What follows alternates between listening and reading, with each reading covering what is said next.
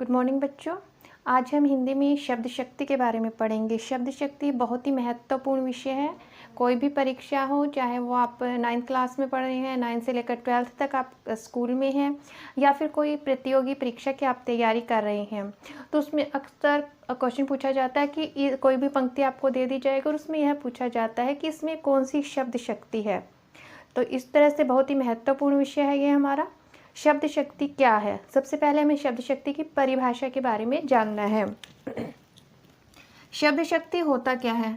शब्द शक्ति का अर्थ होता है कि शब्द का अर्थ बोध कराने वाली शक्ति, वह शक्ति जो कि किसी शब्द का अर्थ बोध कराती है, उसे शब्द शक्ति कहती हैं। जैसे मान लीजिए मैं यहाँ पर नीर लिखती हूँ और नीर का अर्थ क्या होता है? जल। तो यह जो शक्ति है व्याकरण के अनुसार उसे शब्द शक्ति कहा जाएगा, जिस शक्ति से हमें नीर शब्द का अर्थ का बोध हो रहा है। शब्द शक्ति उसे कहते हैं जो शब्द का अर्थ बोध कराने वाली शक्ति है। शब्द शक्ति के भेद कितने हैं? शब्द शक्ति के 3 भेद हैं यहाँ पर।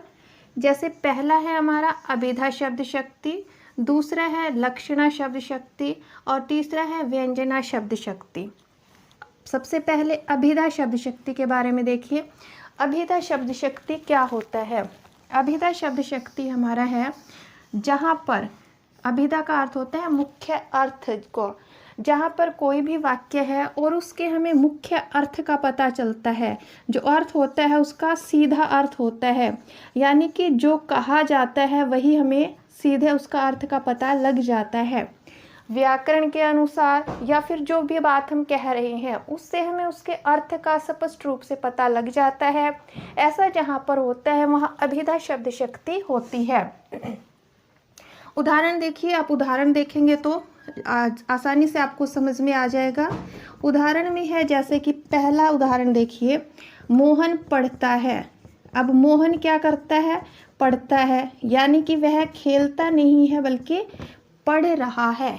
मोहन क्या कर रहा है? यहाँ पर पढ़ता है। अब मैंने यहाँ पर शब्द लिखा है पढ़ता। पढ़ता में पढ़ता का अर्थ क्या हो गया? पढ़ना, यानी कि वो पढ़ रहा है, वह अपना कार्य कर रहा है। इसका कोई दूसरा अर्थ यहाँ पर नहीं है, यानी कि सामान्य सा शब्द है एक और उसका वही अर्थ जो कि सामने दिखाई दे रहा है। सीधा अर्थ जब दिखाई देता है तो वहाँ पर अभिधा शब्द शक्ति होती है, यानी कि जो अर्थ जहाँ पर स्पष्ट रूप से दिखाई देता है यहाँ पर अभिधा शब्द शक्ति कही जाती है। जैसे कि कोई भी वाक्य आप ले लीजिए, जितने उदाहरण बच्चों आप करेंगे उससे आपको ज़्यादा स्पष्ट हो जाएगा। जैसे कि दूसरा उदाहरण देखिए यहाँ पर, जैसे मान लीजिए हम लिखते हैं सोहन खेलता है। अब इससे हमें किस अर्थ की प्रतीति होती है? कौन सा अर्थ पता चलता है? कि सोहन खेल रहा है। खेलता है यानी कि वो पढ़ नहीं रहा है बल्कि खेल रहा है। खेलता है यानी कि खेल रहा है। यही अर्थ जब हमें पता लग रहा है तो यहाँ पर अभिधा शब्द शक्ति होती है। 3 भेद हैं, अभिधा, लक्षणा और व्यंजना। अभिधा का जो मुख्य अर्थ होता है, सामान्य अर्थ होता है, वही जब उस शब्द से प्रकट होता है तो उसे हम अभिधा शब्द शक्ति कहते हैं। इस तरह से पहला पॉइंट ये आपका क्लियर हो जाता है। उसके बाद दूसरा देखिए, हम दूसरा भेद इसका करते हैं शब्द शक्ति का। दूसरा जो भेद है वह है लक्षणा शब्द शक्ति। लक्षणा, अब कोई भी शब्द जो होता है हमारे सामने, पहले हमें उसका ही अर्थ पता होना चाहिए। लक्षणा का अर्थ यहाँ पर होगा लक्षण या उदाहरण, यानी कि उस शब्द में जो भी लक्षण या उदाहरण दिखाई देगा या उसके माध्यम से जब हमें उसके अर्थ का पता चलता है तब वहाँ पर लक्षणा शब्द शक्ति होती है। जैसे अभिधा में हमने क्या किया था? जो शब्द है उसका सामान्य अर्थ जो होता है उसी से हमें पता लग जाएगा, लेकिन लक्षणा में हमें एक लक्षण दिखाई देंगे कुछ और उसके माध्यम से सामान्य अर्थ, सीधा अर्थ उसका प्रतीत नहीं होगा, लेकिन हमें उसका अर्थ प्रतीक रूप में प्राप्त होगा। वहाँ पर लक्षणा शब्द शक्ति होती है। जैसे कि उदाहरण देखिए, जैसे वह शेर है। उदाहरण में हमने लिखा वह शेर है। शेर का अर्थ यहाँ पर ये नहीं हुआ कि वह 4 पैरों वाला कोई जीव है, लेकिन वह यहाँ पर आ जाएगा शेर का प्रतीक अर्थ, यानी कि वह शेर के समान कैसा है, बहादुर है, शेर जैसा बहादुर है। शेर का अर्थ यहाँ पर हमने सामान्य अर्थ अगर हम लेते हैं कि जैसे जंगल में शेर है, तो वहाँ जंगल में शेर है, यहाँ पर अभिधा शब्द शक्ति। जब हम कहते हैं कि वह शेर है, यानी कि वह बहादुर है, सीधा अर्थ ना लेकर उसका प्रतीकार्थ जब हम प्रयोग करते हैं तो वहाँ पर लक्षणा शब्द शक्ति होती है। दूसरा उदाहरण देखिए, जैसे कि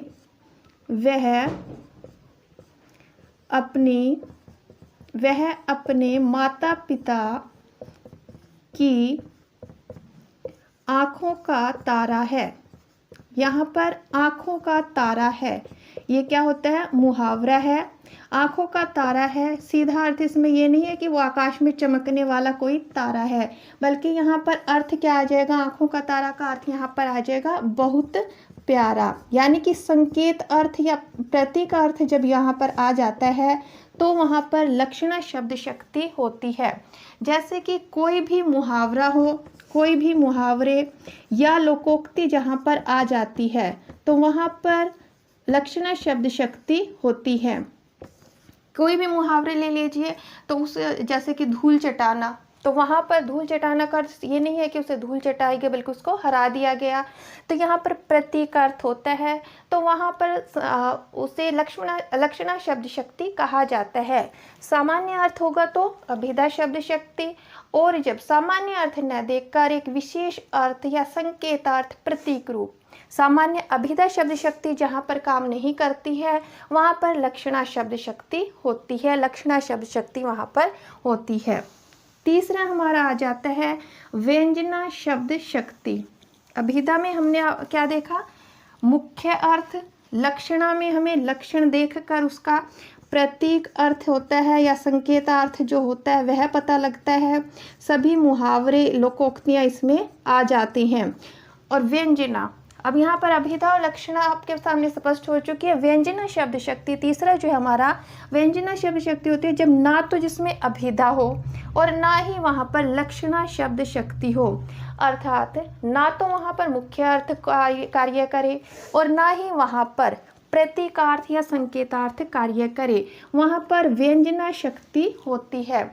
इसकी परिभाषा की बात करें तो व्यंजना शब्द शक्ति वहाँ पर होती है जहाँ पर जो अर्थ होता है प्रत्येक व्यक्ति के लिए अलग होता है। प्रत्येक व्यक्ति उसको भिन्न भिन्न प्रकार से मानेगा।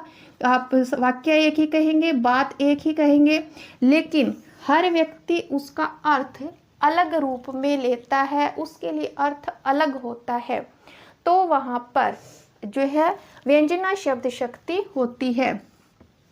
उदाहरण देखिए आप, उदाहरण है जैसे कि उदाहरण है सूर्य अस्त होता है, सूर्य अस्त होता है, ये उदाहरण हमने लिखा अब यहाँ पर। अब मान लीजिए कोई किसान है, खेत में कार्य कर रहा है, तो उसके लिए क्या अर्थ होगा, किसान के लिए सूर्य अस्त होता है। तो सूर्य अस्त हो रहा है यानी कि अब इस समय उसे कृषि कार्य समाप्त करके घर की ओर जाना चाहिए। मान लो कहीं पर युद्ध हो रहा है और वहाँ पर ये वाक्य प्रयोग किया जाए, यही वाक्य कहा जाए कि सूर्य अस्त होता है अब, तो युद्ध के समय वहाँ पर क्या समझा जाएगा, यानी कि इस समय युद्ध को रोक देना चाहिए, शाम का समय हो गया, संध्या का समय हो गया और युद्ध को विराम दे देना चाहिए। इसी तरह से मान लो कोई घर में है, कोई माँ अपनी बेटी से कहती है कि सूर्य अस्त हो चुका है, यानी कि घर में कोई बात करते हैं आपस में, तो पुत्री को यह कहने का अर्थ कि सूर्य अस्त हो गया है, अर्थ हो गया है कि अर्थात इस समय घर में उजाला कर देना चाहिए, दिया जला देना चाहिए, प्रकाश कर देना चाहिए। तो यहाँ पर वाक्य एक ही है, लेकिन परिस्थिति के अनुसार तीन लोग हैं, तो तीनों ही परिस्थितियों में उसका अर्थ अलग अलग प्रकार से लिया गया है, इसलिए यहाँ पर व्यंजना शब्द शक्ति है। तो इस प्रकार से आज हमने शब्द शक्ति और उसके भेदों के बारे में पढ़ा। शब्द शक्ति क्या होती है, जो शब्द का अर्थ बोध कराने वाली शक्ति होती है उसे शब्द शक्ति कहते हैं। इसके तीन भेद होते हैं, अभिधा शब्द शक्ति, लक्षणा शब्द शक्ति और व्यंजना शब्द शक्ति। अभिधा शब्द शक्ति में होता है जो मुख्य अर्थ होता है, सामान्य अर्थ जो होगा शब्द का वही वहाँ पर प्रयुक्त होता है। लक्षणा शब्द शक्ति में जो प्रतीक अर्थ सामान्य अर्थ नहीं दिखाई देगा बल्कि संकेत रूप में उसका अर्थ में दिखाई देता है, वहाँ लक्षणा शब्द शक्ति होती है। व्यंजना शब्द शक्ति में हर एक के लिए उसका अर्थ अभिप्राय अलग अलग होता है। इस प्रकार से आज हमने तीनों शब्द शक्तियों के प्रकार किए हैं। धन्यवाद।